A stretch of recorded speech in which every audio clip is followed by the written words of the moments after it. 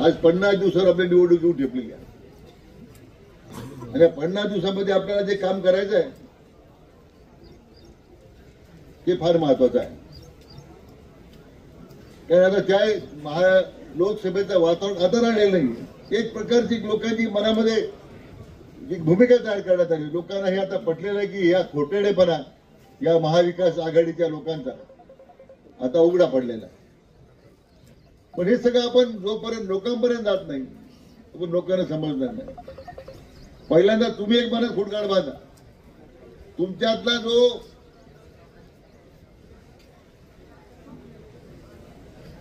मोठेपणाचा जो भाग आहे तो त्याला कोण खात, तो याला कोण खात. या गडबडीत त्यांनी आपल्याला खाऊन टाकली अशी स्थिती आहे. आपल्याला पहिल्यांदा हा निर्णय करा की तुम्ही सगळे पुढारी एकत्र राहणार आहात का. तुम्ही झाले पुढारी सांगितलं पाहिजे आम्ही एकत्र राहणार सगळे. हात वर करून सांगा ना मी एकत्र राहणार सगळे म्हणून.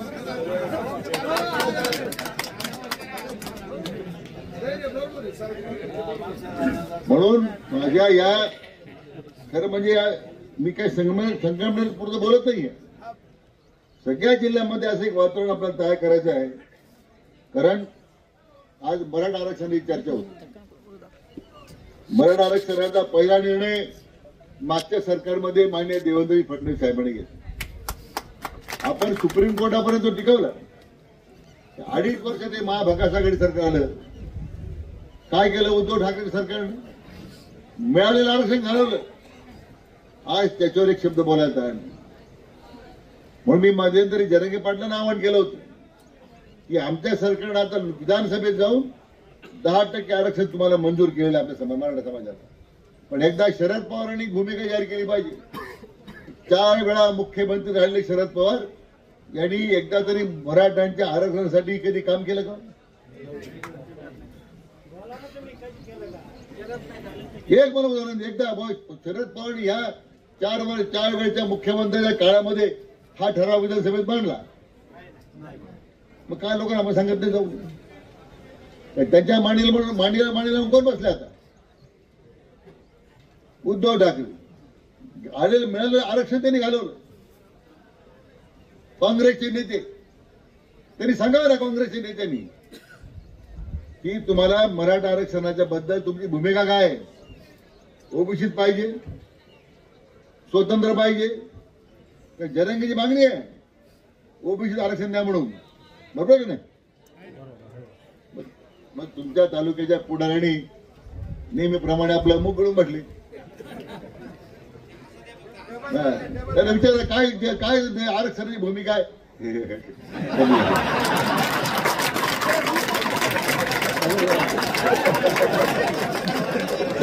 भागले सगळं.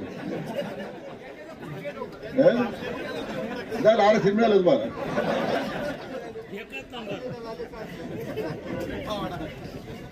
म्हणून आता तरी लोकांना तुम्ही सांगा की हे महायुती सरकारच लोकांच्या योजना राबवेल. कारण हे जे बद्री महाविकास आघाडीचे पुढारी आहेत हे आता स्वप्न पाहू राहिले. स्वतःच्याच पोस्ट लावून राहिले मुख्यमंत्र्याची मित्रमंडळ.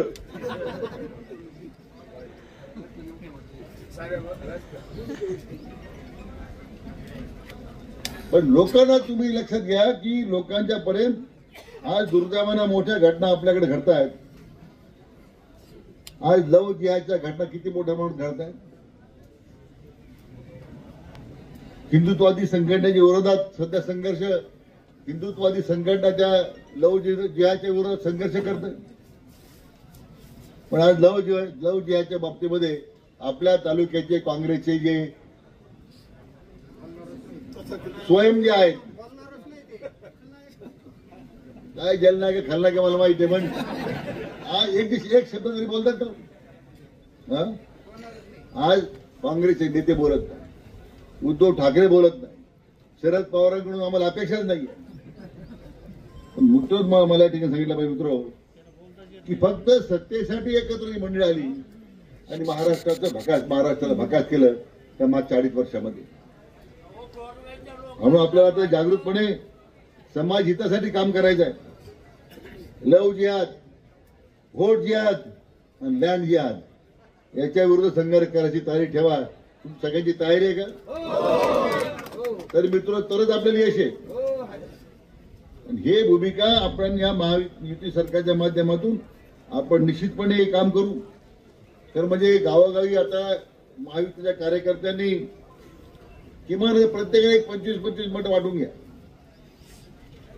ठरवा मला पुढच्या 10 दिवसामध्ये तुमच्या गावात मतदान किती होईल ते आकडेवर सांगू नका. इतके आमच्याकडे तितके तिकडे आहेत. हे काही उद्या काही त्यासाठी आपण काही देणार आहोत मताच्या आकडेवारीसाठी असं नाही आहे. प्रामाणिकपणे आपल्या मनाला प्रश्न विचारून हे काम करा. तुम्हाला तालुक्यात परिवर्तन पाहिजे ना, मग आपली भूमिका प्रामाणिक असली. हे सगळे शान माफिया, लँड भूमाफिया, खडी माफिया,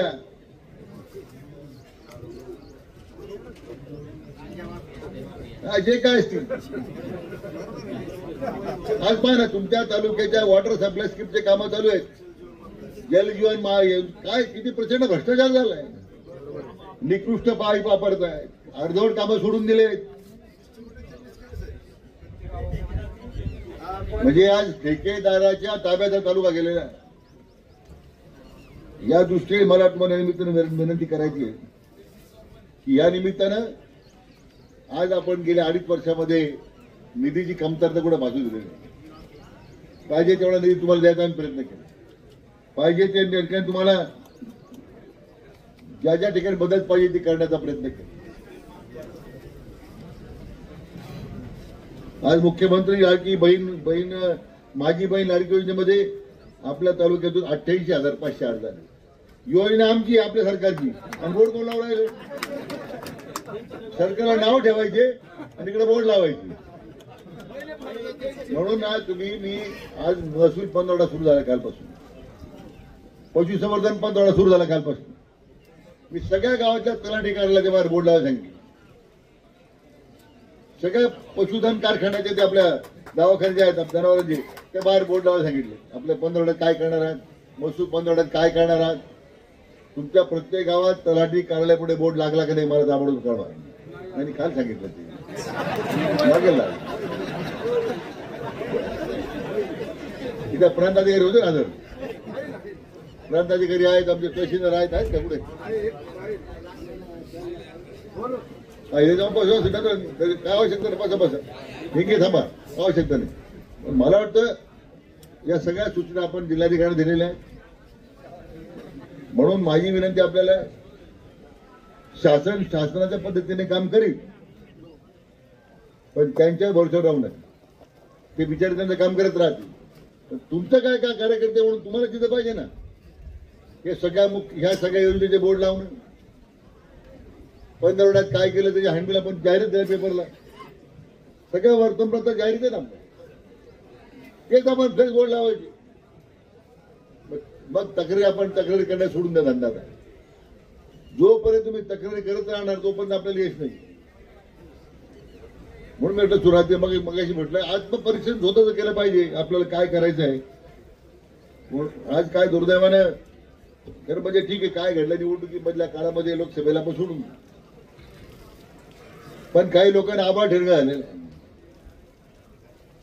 काही लोकांना फार आमच्या मतदारसंघाची फार लोकांमध्ये एक आकर्षण तयार झालेलं आहे. ते हरकत नाही, साईबाबा समर्थ आहे, कोणाचा बंदोबस्त काय करायचा. बाबाच्याकडे एकच मंत्र आहे, श्रद्धा आणि तुम्ही काही चिंता करू नका. आता तुमचा सगळ्यांचा आग्रह जो आता मगाशी मला सांगितलं लोकांनी डॉक्टर सुजयच्या बद्दलचा, जरूर आपण त्याच्या संदर्भात काय करता येईल. म्हणजे आपल्या महायुती सरकार आहे, महायुतीच्या पक्ष निर्णय करायचा. जो पक्ष निर्णय देईल त्या संदर्भात आपण पुढे पक्ष जो निर्णय देईल आपण ते अंमलबजावणी करू. तुम्हाला सांगतो महायुती सरकार, महायुती म्हणून म्हटलं महायुतीमध्ये जो निर्णय होईल तो आपण मान्य करू. तुमच्या भावना समजल्यात, त्या भावना कशा, भावनेचा कसं प्रत्यक्ष रूपांतर आणायचं, पण कृतीमध्ये आणायचं ते आता नेते मंडळी ठरवते. परंतु संगमनेर तालुक्याला दादाच उपयोगी सुजय दादा विखे संगमनेर तालुक्यात आमदार म्हणून आज तेच योग्य आहे. अरे बाबा, तुम्ही आता भाजप, शिवसेना, राष्ट्र महायुती म्हणा, तुम्ही महायुतीचा उमेदवार आपल्याला मान्य का? महायुती उमेदवार जो होती तिथं भाजप काय काय शिंदे सेनेचा आहे की दादांच्या राष्ट्रवादीचा आहे हे महत्वाचं नाहीये. आपल्यामध्ये एकट पडू नका. आता सुरू झाल्या माझ्या सगळ्या नेते मंडळीला तुम्हाला कोण मोठा आहे कोण लहान आहे याची चर्चा करू नका. महायुतीचं सरकार राज्यामध्ये आलं तर मी तुला आपलं मोठेपणा टिकेल. जर भलती चूक झाली ही तुमच्या घरावर नांगर फिरवल्याशिवाय राहणार नाही ही तुम्हाला मुद्दा मी सांगून ठेवतो. त्यांना काय कोणी दयामाया नाहीये. अनुभवापूर्वी ते आज आपण 40 वर्षामध्ये या सगळ्या पोलीस स्टेशन असू देत, तहसील कार्यालय असू देत, तुमच्या मागे सगळी यंत्रणा उभी करण्याचं आपण काम केलेलं आहे. झालं 1% 2 लोकांना त्रास झाला असेल, पण यापूर्वी काय होतं? पोलीस स्टेशन तालुका चालवायचं, यशोधन तालुका चालवायचं. तुम्हाला चीड आहे का नाही? त्या जिद्दीने कामाला लागा. यांचं मोठेपणा ते सोंग आहे ना. आज स्वतःला फार धुतलेला तांदळासारखे मिळवतात राज्यामध्ये, पण राज्यातील लोकांना माहित नाही की दिव्याखाली किती अंधार आहे. आणि हे तुम्हाला आता उघडं करायचं होतं या काळामध्ये. 50 दिवस राहिले, कामाला लागा, यश आपलंच आहे अशा प्रकारची मी आपल्याला खात्री देतो. आणि संजय मोरेला पुन्हा शुभेच्छा देतो. आमचे मित्र आपले थोरात रवींद्र थोरात यांचंही मनापासून आभार व्यक्त करून त्यांनी आपल्याला त्यांच्या जागेमध्ये आश्रय दिला.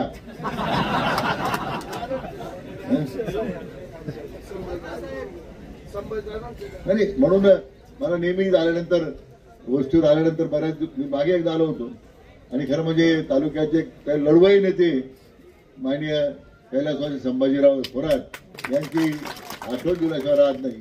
काय संभाजीरावचा म्हणजे दरार होता. मी कॉलेजमध्ये होतो 79 साली जेव्हा ते उभे राहिले अपक्ष म्हणून. सकाळ पाटलाची लढाई झाली त्यावेळी, सॉरी 79-80 ला मी शेवटच्या वर्षात होतो. मी माझ्या हाताने एक पत्र लिहिलं संभाजीरावनं, ही चूक करू नका. हे भूत गाडत असेल हीच वेळ आहे, पण आपण अपक्ष राहिलो आणि यांचा जन्म झाला.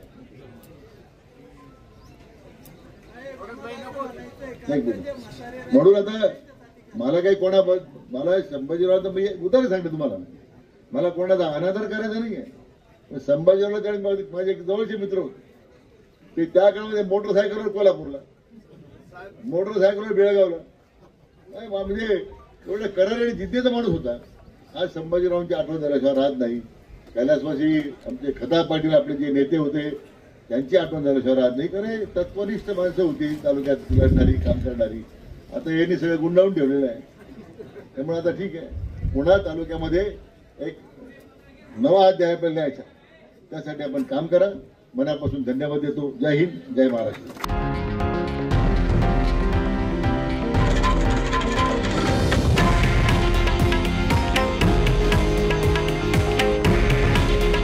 हे आहे देशातील नंबर 1 न्यूज नेटवर्क आणि आपण पाहत आहात TV9 मराठी. काळजी तुमची, हित महाराष्ट्राचं.